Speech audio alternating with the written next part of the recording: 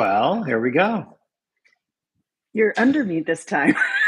No, this time I'm top and you're We're not side below. by side. What's going on here? How can I get rid of this? I know that message on the bottom. I can't see you. It, Yeah, it says what's "Welcome to live chat," and totally right. It's like I I can't see Brian's pretty face. But you're still here, right? There we well, go. I can't see you. Did you get rid of it? No, I think we're supposed to turn the phones the other way. I don't know, but what if I do that? No, orientation is locked. I got to keep it straight up and down. Yeah. How the fuck do I get? Like it doesn't let me. Even if I Don't hit learn swear. more, We're live. I I know. know. And I'm hearing your audio here and there. It's very strange. Let's see how I can mute that. Everybody thinks we're idiots. Should we get started, Brian? Yeah, I guess I'll look at this message on the bottom of my screen for the next I know. 30 minutes and assume you're behind it. But I don't know. That's bizarre. Hold on for 1 second. Anyway, how was your week? My week was good. I actually got some good quality riding in on consistent days for the first time in like 2 months. So it's been great. Yeah, I can hear me through I can you. hear you too, through you, or through me. Anyways, that's great. I'm going to ignore that audio and just pretend that we're here talking to each other instead of hearing an echo. And yeah, training, it's been good. I've had a good few weeks as well. And I'm excited. I'm at that point where we're just going to build a little tiny bit more and then we go into taper. And I'm like, whoa, that's going to be exciting and nerve wracking all at the same time. And I'm super excited to race. Your race is next weekend, right? Yes, next weekend. So I leave Yeah. next Wednesday. So I don't know if I'll be on the call next Wednesday or if I will be in between airplane rides, which would be amazing. It'll give me something to Maybe do at the I'll, airport. So I'll you see. I'll have to could. look at my schedule. Yeah. Yeah, let me know because I might bring on a guest. I was thinking about that this morning. I don't want to miss it. It's like the last week. It's I like know. test week next week. I know. So hopefully you don't miss. So maybe we'll massage the schedule. So everybody will take a look and see what we can do. Nobody's chatting today either. Is anyone there? They expect us to be starting 20 minutes late. So. Anyways, how about racing? Let's talk about the women's Olympic road race. So Dude, good. So it was good. so good. Now, did you know Kristen in New York? Yes. Did you? I did. I didn't know her personally necessarily, but in the racing scene, Yeah. you know, it's a pretty common story actually with New York. It happened with a couple triathletes as well and other cyclists where Evelyn you, Stevens, right? yes, Evelyn Same kind of Stevens, story. same kind of story. So, for those of you who have no idea what we're talking about, there was a very interesting hero story in the women's Olympic road race this week. And Kristen Faulkner from the United States took the gold. We'll talk about that in a minute. But, Brian, tell us about the New York racing scene. Yeah, so New York City racing scene is very vibrant. So as everybody knows, or most people know, we have Central Park in the middle Yeah. of Manhattan, right? This is 6.1 mile loop, so it's basically a 10K. And there's a club there called the CRCA who hosts all the race in Central Park. So I ran a race team there called G4D Productions, which is a group of like 15 people. I used to run the Rafa racing team there. I coached Rockstar team. So there's multiple teams within the CRCA. So we're sub teams basically. And it's a completely non-for-profit cycling organization that's one of the oldest cycling clubs in the United States. And, it promotes youth riding and all this stuff. So they host 12 races a year in Central Park. So on a Saturday or Sunday, we're in there. And what they also host, which is amazing, is a lot of race clinics, especially for females. Um, so they do multiple. Now they actually do like I think 3 to 5 race clinics for females only for women racing. Um, and it's great. What it is anyone can sign up for it. It's completely free. You don't have to have a racing license or anything like that. And they stage a race essentially. So we race Central Park, 6 mile loop. So you might do like 4 to 6 to 8 loops depending on the division. And what they do is, it could be a group of, let's say 20 women show up to do the clinic. They'll have coaches in the race with them. So there'll be So like a 4 or 5 mentored race coaches. experience. Exactly. So they'll let the race kind of unfold, and these coaches will kind of like saddle up next to people and be like, okay, hey, there's a break that's up the road, right? What do we do about this? Mm-hmm. Right? Do we just let them go? We gotta get this peloton together and start pulling and working with each other. And so it's a great way to learn how to race or an experience. And it's a great segue into a lot of these people that show up in New York City. I mean, come on, we're all type A type of people. But she came from a rowing background. So what happens is a Right. lot of times a lot of rowers get into cycling because it's this competitive, intense thing. And rowers are good. Like they make Yeah. great cyclists, right? They can suffer. So she just like she hit this racing scene. I want to say it was about 8 years ago, 8 or 9 years ago, in one of these clinics, and then started racing right after. And literally, like the next season, she was just winning left, right, and center. She was Right. on Dave Jordan's cycling team. Who I know Dave. Dave. She also, do you know Tara Parsons? Yeah, Oh yeah. absolutely. So she's a friend of mine. Actually, she introduced me, I think, originally to Matt. Oh, So probably. we can Yeah, blame her for all of this. But yeah, she was telling me she pinned a number on her for the first time. So the first yeah. time she ever Tara's pinned a number on in bike racing, it Yeah, so was Tara works with CRCA. She's one of the directors of CRCA. She handles the coaching and education aspect of CRCA for right. years. It's all volunteer board. Yeah, So she's been on it for a really long time. I've worked with her for a long time. She's awesome. Such a she great coach. is. She's a great So rider she too. also brought me in years ago to New York to do a bike fit Oh, clinic nice. for for the CRCA women with Happy Friedman, who I know you know, Yeah. Oh, and yeah. I Ben love Happy. Serrata. I know Happy is happy. Haven't heard from him recently. I'll have to check him out and see if he's still doing his thing. But it was super fun, and they brought in a whole group. We were at the hospital for special surgery, and Yeah. it did a walkthrough of a bike fit. I'm one of the folks there. But yeah, so what a great experience. We have a similar program in Northern California called the Early Bird Racing Series, which is 5 consecutive weeks of clinic, then mock races. They used to be good for upgrade points, so a lot of folks would show up and just try to smash the Hmm. points. But now they're good for experience points versus upgrade points. But yeah, so I guess she started racing 7 years ago, and the media is making it sound like she came out of nowhere. She didn't. There's a good podcast if anyone's interested that Girls Gone Gravel did last week about the Olympics selection process. It's very confusing to people why we have the number of racers we have and why those specific racers were chosen to race specific events. And part of it is the International Olympic Committee, and part of it is the United States Olympic Committee. And it has to do with how we performed as a country last year and how many spots we get. And one of the women who got the automatic selection to the road race was Taylor Knibb, who is a triathlete who's never done a road race.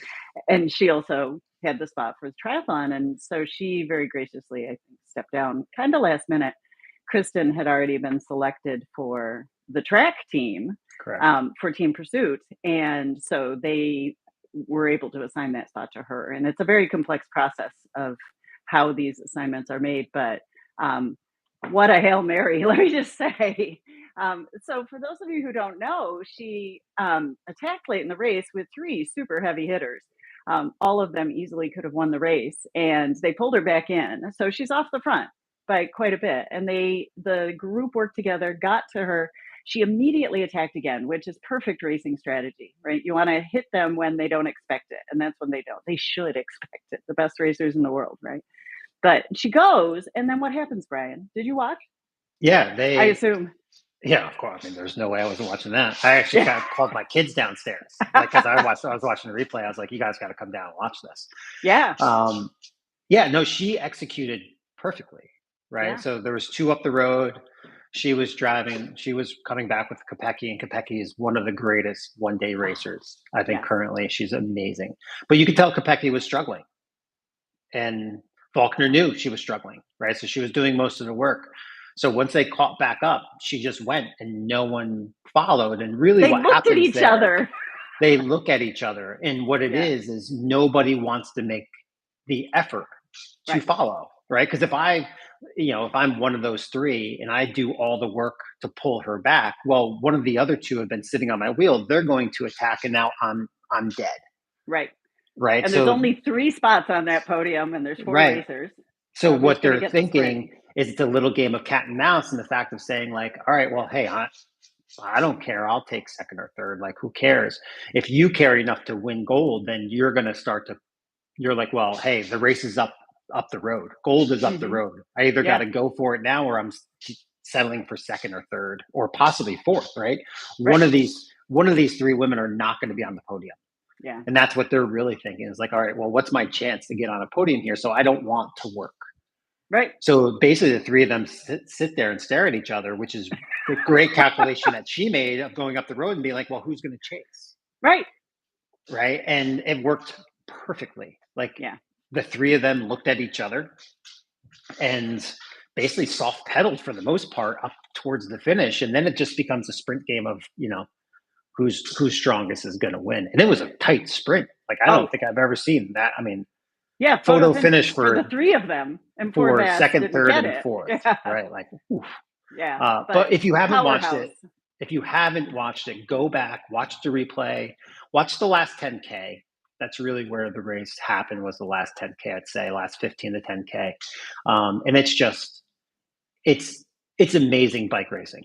Oh, It's yeah. really just great bike racing. Anyone who So says women's racing is boring hasn't watched women's racing, in my opinion, I, right? I just don't understand why people have that opinion. Like, I or know. like, It's what's crazy. it's not like there's slam dunking, right? Like in basketball, you can be like, all right, I really have to watch people slam dunk, right? Yeah. Okay, well, women aren't slam dunking. They're passing a lot, great shooting. But in cycling, it's like, okay, the men are It's going chess.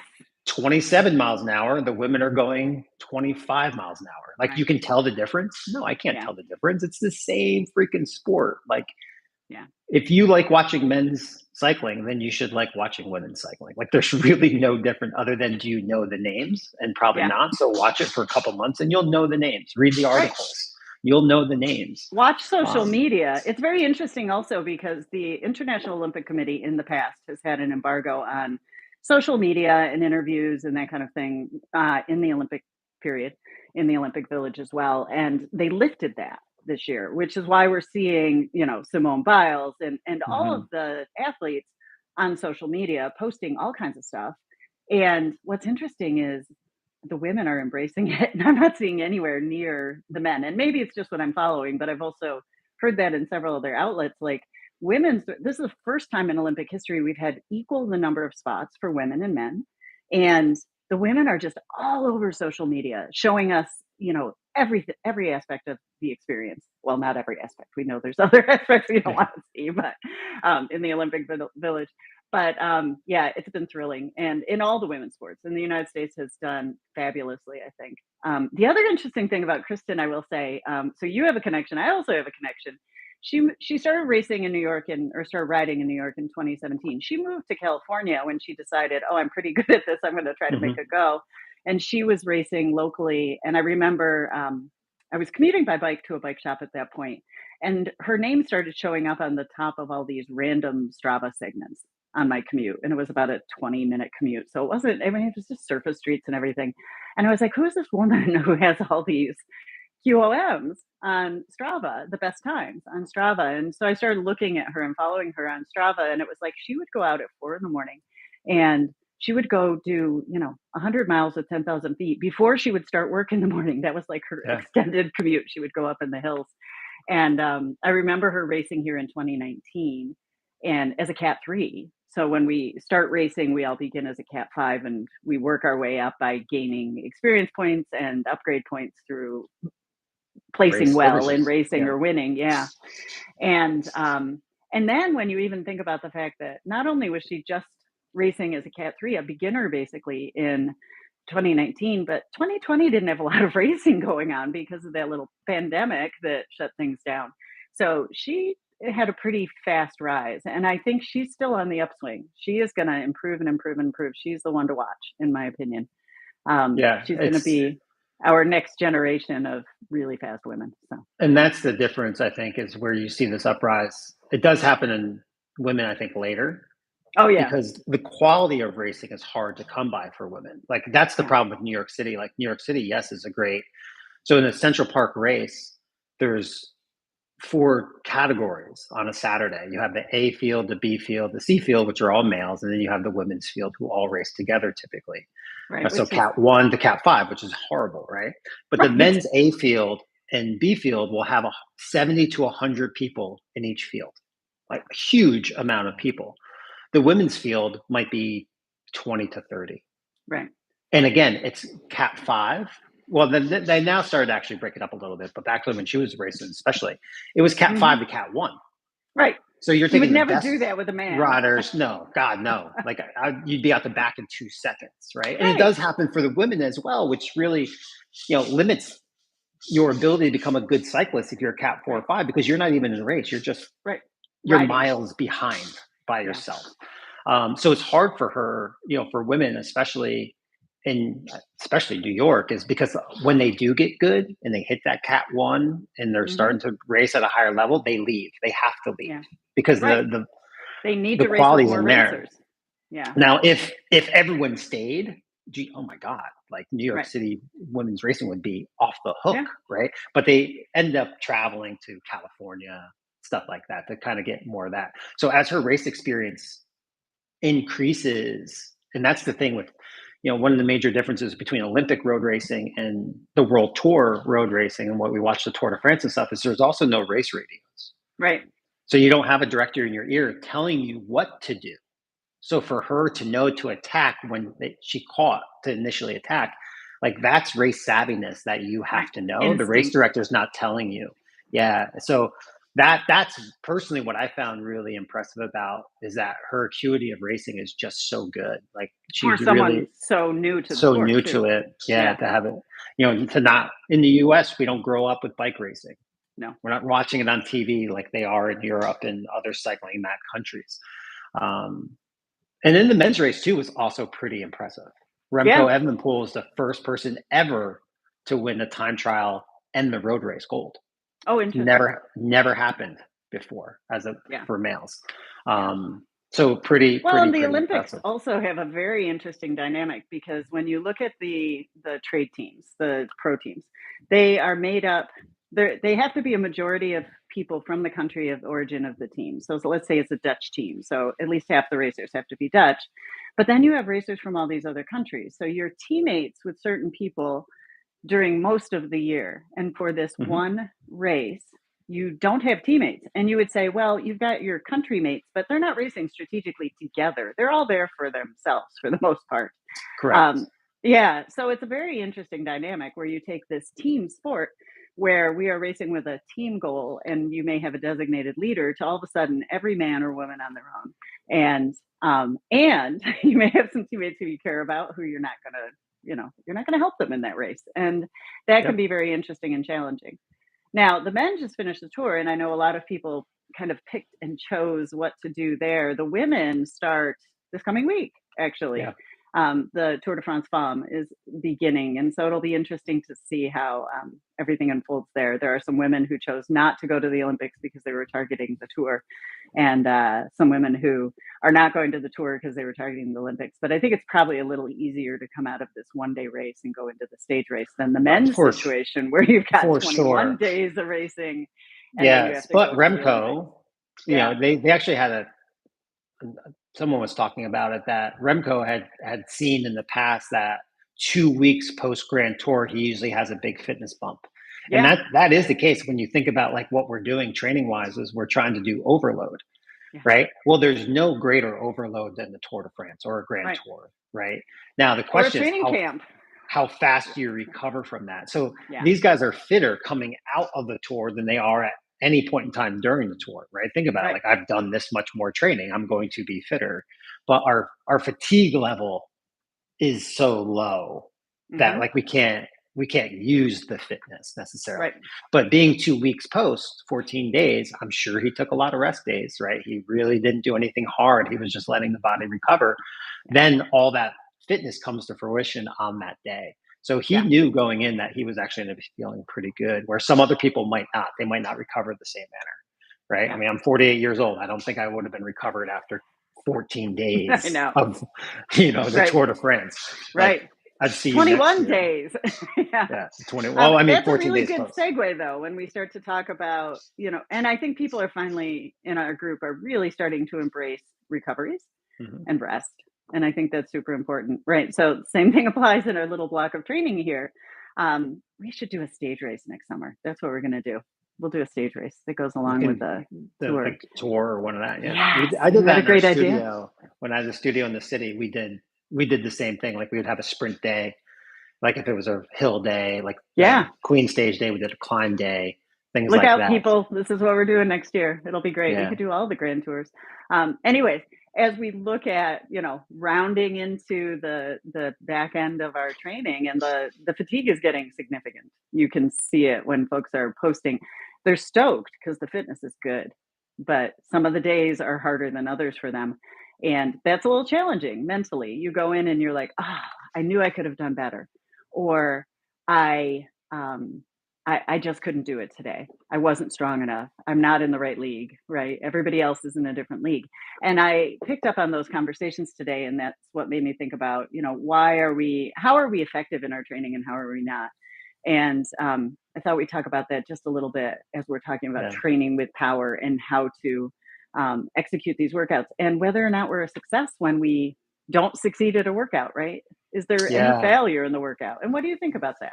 If I I can't complete a workout, does that mean it's a bad workout or a good workout? Depends.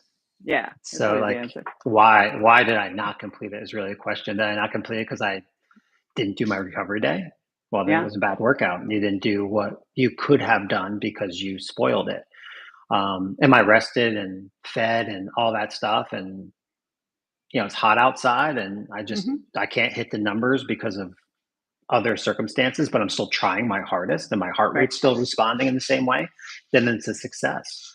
Um, it's always talking about what's the goal and the point of this workout.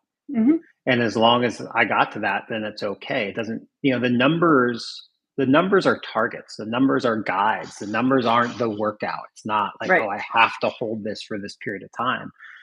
Always remember, these numbers are estimations. None of this is clinical. Even if we were in Hmm. a lab, they're still estimations. We're estimating what's happening. So with estimations, anyone who's ever done construction in their house understands that estimations are like at least 30%, 40% wrong. So, like, we have to always understand that these Both things are schedule and estimations. expense, right? Totally. And the Yeah. same thing with, like, our watches and our Aura rings and our sleep schedule. And we wake up and we're like, oh my God, I only got 65% sleep and our Right. 65 score. And my deep sleep was this. Like, again, these are all estimations based off of what your heart rate is doing while you're sleeping. Hmm. They don't know if you're actually in deep sleep or not. Like, they have no idea. It's just an estimation.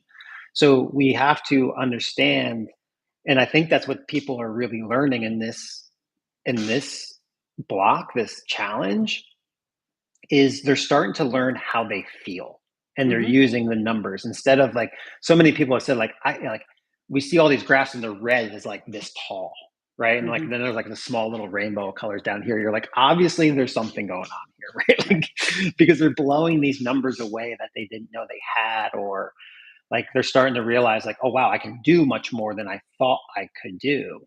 Hmm. And that's the key, is learning, like, what does this feel like? And 100% feels really hard, but when you start doing Yeah. 125%, 100% doesn't feel as hard anymore. Right. Right, so you start to kind of get this gauge. And I think, for people like us that have been training with power and heart rate monitors for so long, I don't have to look at my computer very often. Right. I know where I am. and it's based off my RPE, my rate of perceived exertion. How hard do I feel I'm working? And that's really beneficial on really hot days or Mhm. really hard days where my number is low, but my effort feels high.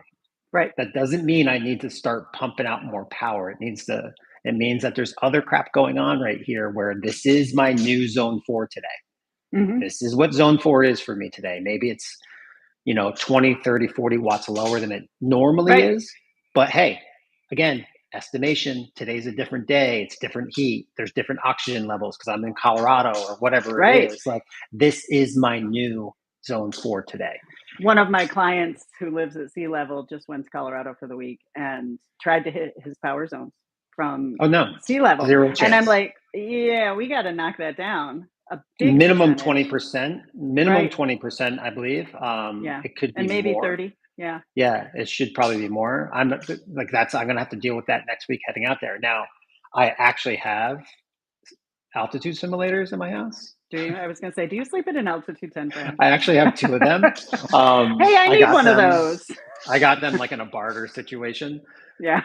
but I didn't set it up because my wife would be like, "Are you really? We're gonna sleep Yeah. in this thing?" I And you're just tell like, her it makes no, her look I'm going to younger. sleep in this. Yeah, I know.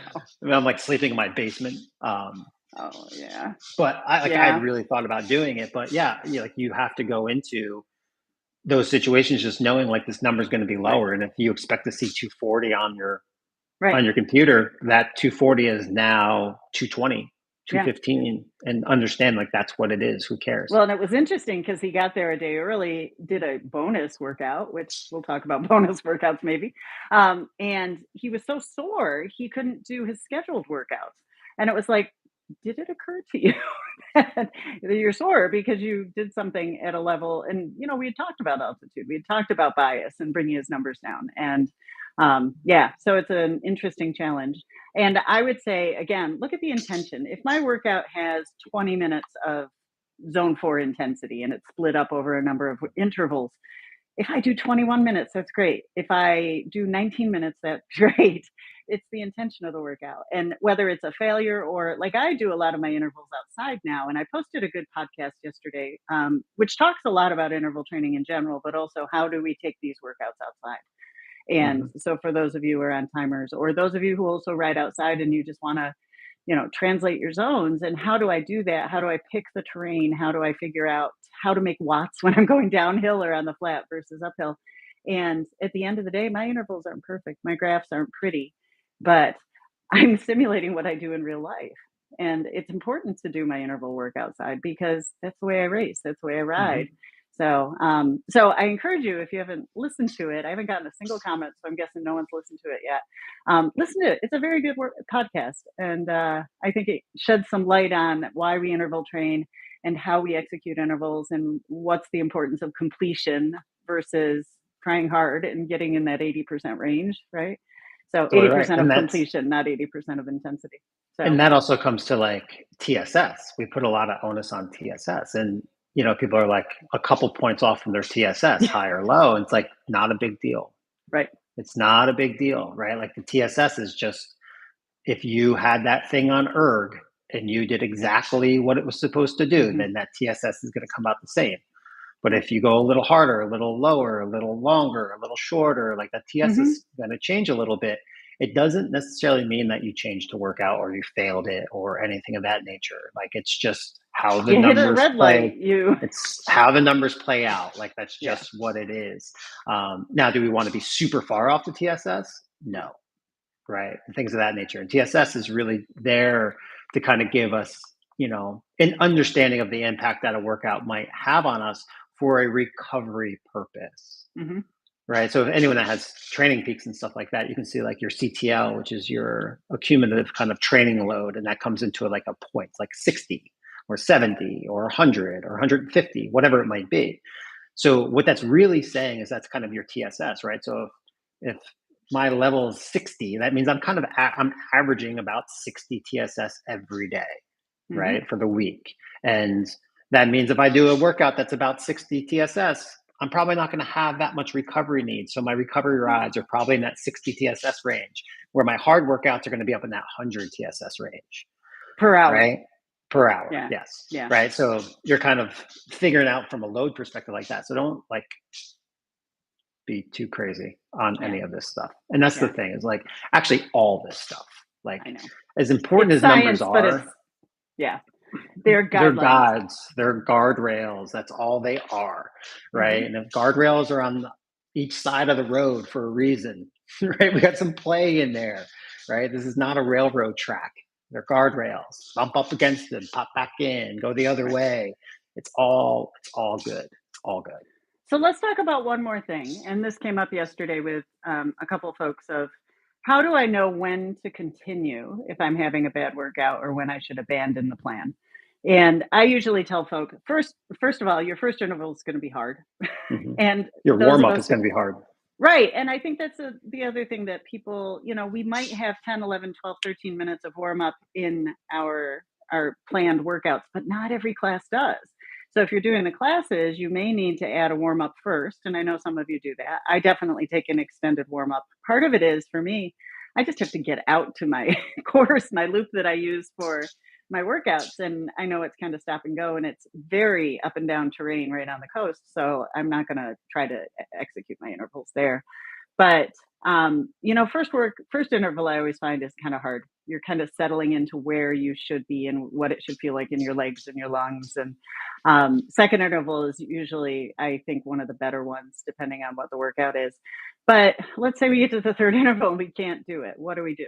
Do I give up the whole workout? Do I go back to zone two and ride this one out? Do I try again if I have more intervals? What do you do, Brian? Um,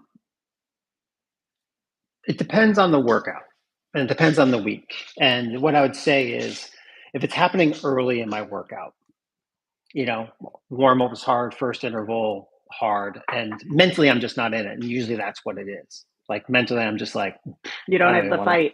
I don't even want to Yeah. be here today, right? Like, if I had the option of doing that workout tomorrow, I'll bag it, right? I'll just Hmm. ride easy for the rest of the time that I'm on the bike or I'll get off the bike, whatever. And I'll try to do the quality the next day if I have that Yeah. option. Now, if I don't have that option to move or push the workout, like it's Thursday, this is my Thursday workout. I know the weekend's going to be my long stuff, so I'm not going to do it on Friday. Then I have to do the best I can.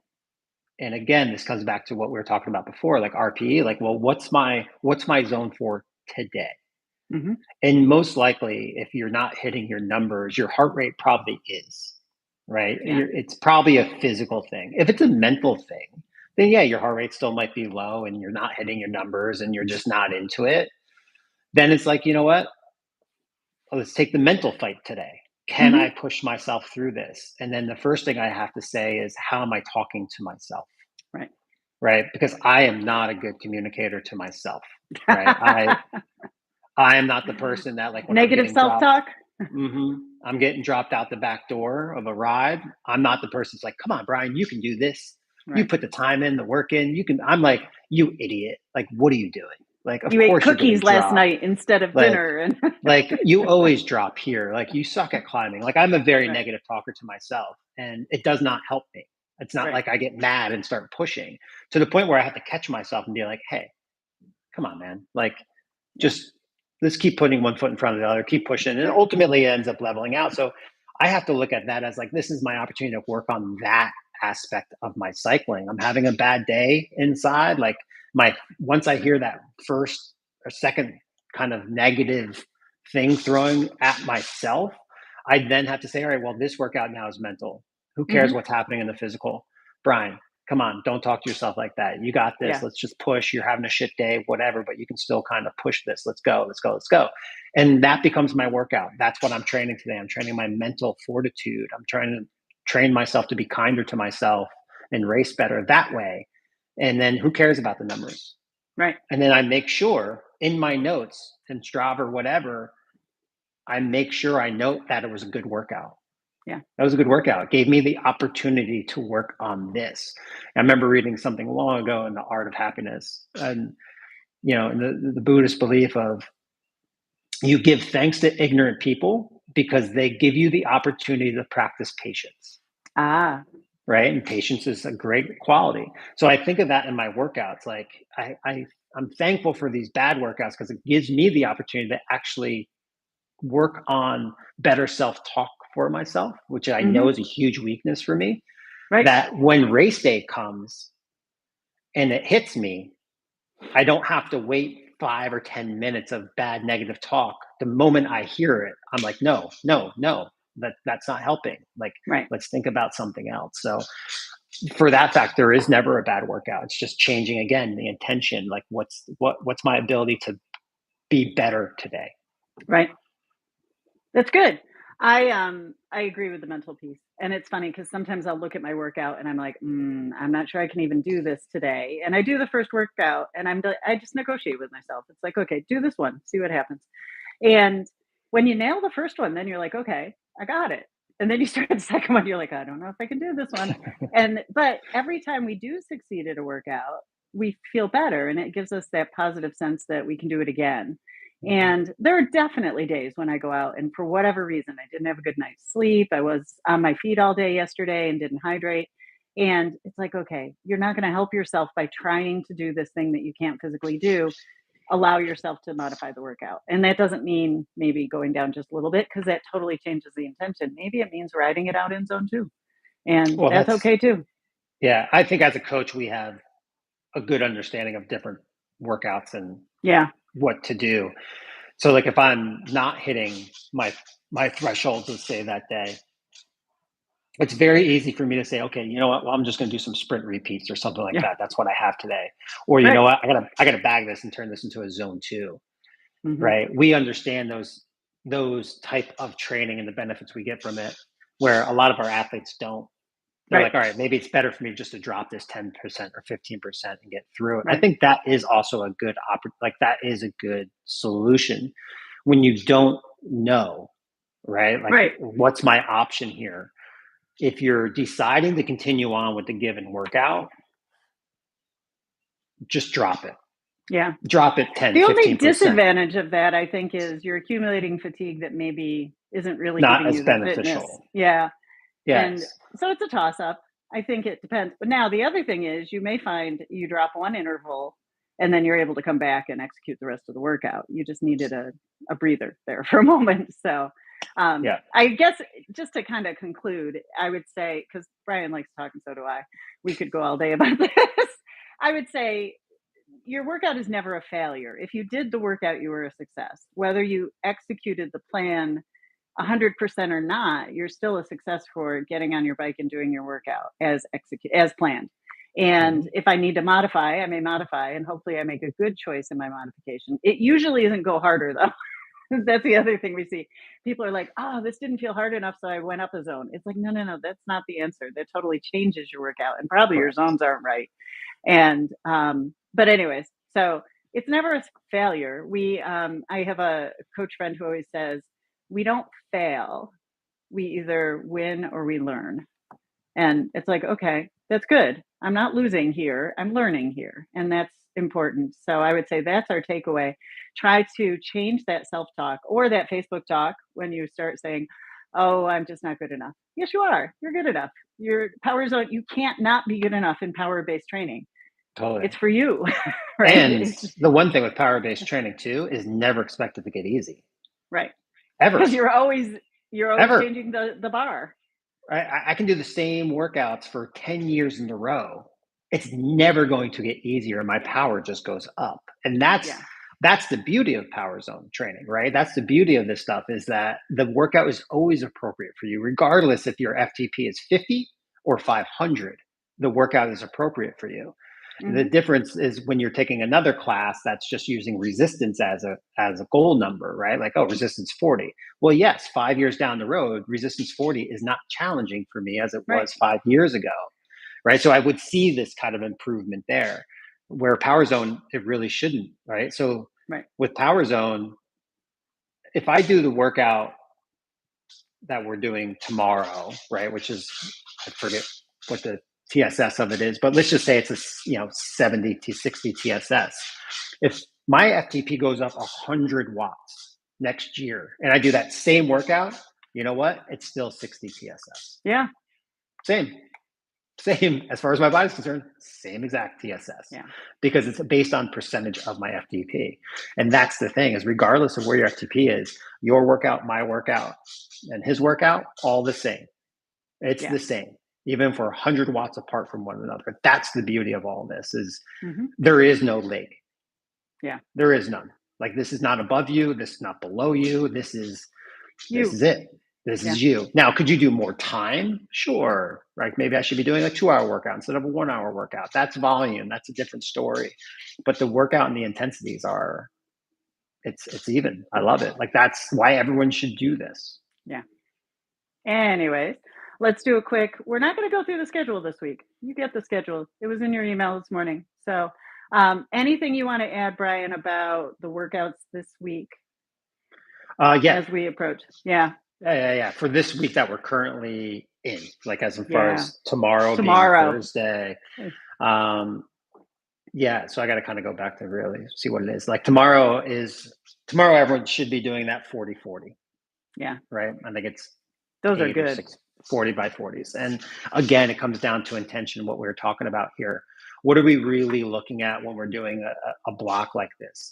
If you really look at that time block, and I should have probably pulled it up, but that time block, 40 seconds on, 40 seconds off. So it's a minute 20. We're doing 8 of them.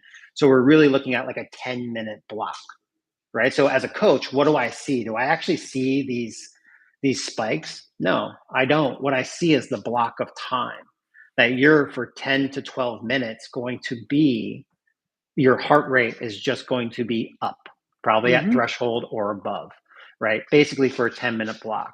And your power output for that 10-minute block is going to be a lot higher than if I asked you to do a straight 10-minute block. So your heart rate's probably going to be a little higher, and your power output's going to be a little bit higher than what you would normally do. That's what those little mini breaks allow us to accomplish. So that's why we're doing this. Like, you could actually look at this. Yes, it's a VO2 max workout, but really it's kind of a threshold workout, but it's just allowing us to hold our VO2 max longer than doing a 5-minute chunk or a 6-minute chunk of time. So when you understand what the purpose of this workout is, it's really about just getting that heart rate up, elevated, and maintaining it up there for that kind of 10-minute block. Then you start to see, like, oh, each of these little intervals aren't really that important. So if I do hit a little low on number 5 and a little high on number 6, I don't really care. Right? It doesn't really matter. It's what's this averaging out to? What's my heart rate for this time? So again, you're trying to keep it somewhat even from the first one to the last one. And I'm talking about the very first one to the very last one. And if anything, let them build over there. But it's also not bad if you start high and it drops a little bit as you go. That's okay as well. Like, again, there's no failure here. Just get that heart rate up and roll with it, man. But this is going to be a hard day, because Tuesday was also a very hard day. This is a tough week, man. Like, and Saturday's a hard day. I know. Like, this is doing a tough 30s tomorrow in the class, and it's the same concept, right? It's like, I could not hold. We're doing zone 6. I could not hold zone 6 for that full interval, but I can do a push and a recovery and a push and a recovery, but the heart rate stays up. So I get that effect of holding that intensity, which is great. Yes, I'm just going to say this is your hard week this time, folks, if you haven't noticed. And next week, we're going to keep some intensity up, but we're going to keep all the durations. We want you to be fresh. We don't want you to be stale. And then we'll go into our power profile next Saturday. So I'm excited. It's going to be good. The next challenge is going to be super fun. I'm excited about that too. And I don't know, Brian, if you saw the poll. It was very interesting to me. I put up a poll yesterday about which zone do you like? You know, it's not like I have play favorites or anything. And we know that, that's kind of a silly question, but it was very interesting how many of you, and I see this in conversations as well, you're like, zone 4, I could do it all day long. Zone 5 scares me. Or a lot of people actually find zone 3 to be hard and zone 5 to be hard, but they can do everything else. So it was very interesting to see the comments, especially. So thanks to everybody. I voted for zone 2. I voted zone 2. I know. Like, who doesn't love zone 2? Like, all day, just out, like, watching the leaves change. Like, I love zone 2. So for me, like, zone 2 and zone, like, 6. Yeah. Like, give me those two, like, these 30-30s, 40-40s, like, give me those all day. And then give me, like, a long, easy ride. You can keep zone 4. If I never see a zone 4 workout again in my life, I'd be a very happy person. Like, it's just miserable. Well, and I'm like you. Well, it's the mind. That's the thing. I Yeah, don't and it's your even think energy it's systems. Like right, your body's like, what the F are we doing here? Is this right. VO2 max? Is this below VO2 max? Like you're just Yeah, up and down, up and down, up and down. It's like I gotta like it's hard. It's hard. And yeah, we're kind of playing with that a little bit next Thursday yeah, in my workouts. Like we do these VO2 max builds where we're going to build up from like 70%, 85%, 100%. And then we do a VO2 max for like 30 seconds. And then you drop back to 70%. So yeah. typically when we do VO2 max, what's our response? Is to like, oof, like Right. foot off the gas, right? But next week I'm going to be asking you to recover at 70%, zone 3, right? So we're still working here. Yeah. And the idea is you can still recover there. It just takes longer. Hmm. So, But the more you do it, the more oh, you can recover. yes. Well, Yeah. the more you get comfortable with knowing that you're going to recover. Hmm. And real quick on that too, recovery, like especially with these 40/40s, like we know we're not going to recover in time. Yeah. One of the biggest things that you can do to help yourself recover is exhale hard. Yes. Recovery breathing is not panting, right? That's not, you're not going to get oxygen in. Just big exhales, right? Because then it's going to force you to kind of take a good deep breath in. So the deeper breaths you can take while recovering, the faster you will recover, hands down. It's going to feel really weird at first, right? It's not going to feel good. But once you start practicing it, you're going to start to realize like that's really how you recover is these nice, good, deep, hard breaths, like really hard exhales. Like recovery Yeah. breathing is about getting rid of the CO2, get it out, let that oxygen get back in, right? Clear that CO2, clear that lactate is our goal when we recover. Yeah. Anyways, Awesome. we're going to move on with our day. Thanks for Yeah. everybody who joined. We will post this up so you can see it if you missed it. You don't know that I just said that because you're not here. But, anyways, have a great week. Throw out your training questions as we go, and we'll see you next week. Brian will be somewhere in the United States, most Someplace. likely. Yeah. Awesome. All Okay. right, guys. We'll see you next week. Bye bye.